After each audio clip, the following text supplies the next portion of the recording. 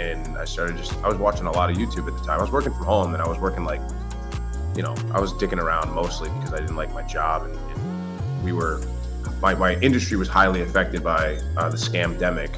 So I had a lot of free time. And so the video I came across was 3 women to avoid dating. And the number one was daddy issues. And every word was like speaking the gospel, man. It was like, this makes so much sense.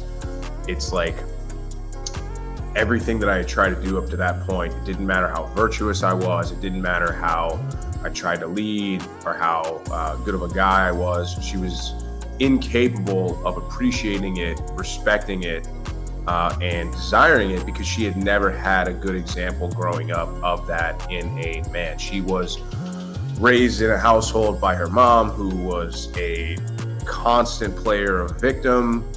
She saw firsthand that this guy, and look, as far as I can tell, and as far as I only go about what she told me, but as far as I can tell, this guy was a real piece of shit. He was a real asshole. Now, I don't know any different. That's her story, and I don't know the flip side.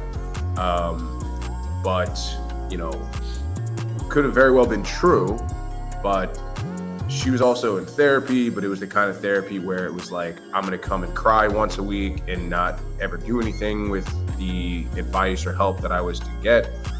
So it was just this toxic spiral. And then I kind of realized that this was unsalvageable. And then I started diving in, man. I started watching old stuff. I started reading, I think I read The Rational Male first, because your book wasn't out yet. This was like in the fall of 2020.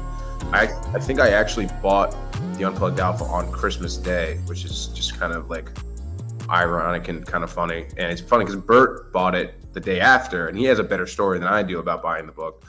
But I've been watching your stuff so much at that point. I had kind of, obviously the book is great, and I'd known a lot of your stuff. It was mostly out of support, but yeah. And then we had that conversation with JD McCabe when he came on your channel, but it wasn't until the following week on with Aaron, when we were discussing, when he was kind of like, he was pushing the book of numbers, that we had that good 15-minute conversation. So, and then I think that night immediately I joined the community, because I was like, one of the things about this breakup that made me realize, I was like, dude, I don't have anybody.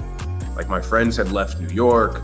I didn't have a tribe. I didn't have a group of men. I didn't have guys that I could talk to and confide in. I was like, dude, I was just like, I looked around. I was like, I got nobody. And the community, it's still kind of crazy to me to even think about it. I was talking about this with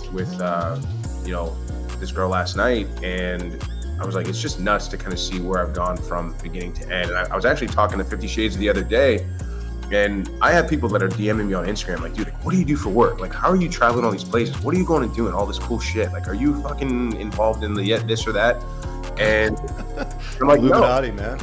I'm just like, I have fucking awesome friends and I do cool shit all the time. It's my life now. And it's funny because I just ran down the list of things that this community has allowed me to do and partake in that I never would have been a part of otherwise. Like, we did a meetup at a $20 million house and mansion in Miami, and I rode in an R8 in a Ferrari. We went to Nashville, and I literally stuck on stage with a live rock band. I got a guy coming down to Tampa where I'm going to live, and he's like, hey, I'm taking you to a Bucks game, and we're going to go deep sea fishing, right? We're going to Jackson Hole with literal killers and doing MMA and shooting guns, and went to the Heroes trip in Toronto, rode in the fucking McLaren, stuff that I just never would have been able to do if not for this. So when guys, be honest, the McLaren is a lot faster than the Ferrari, right? McLaren was the shit. Don't let it be unknown. McLaren's awesome. So, but British guy.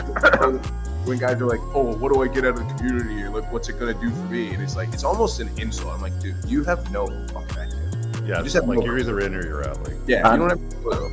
And if you're not gonna put your best foot forward, you're not gonna do any of that stuff. Hey guys, I really hope that you enjoyed that short clip. If you did, consider supporting the creation of content by checking out my supplement line. Pinned in the top comment below of this video in the comments, there's a link to theunpluggedalpha.com/shop. When you click through, you'll be able to land over here, and the entire lineup is broken down by category that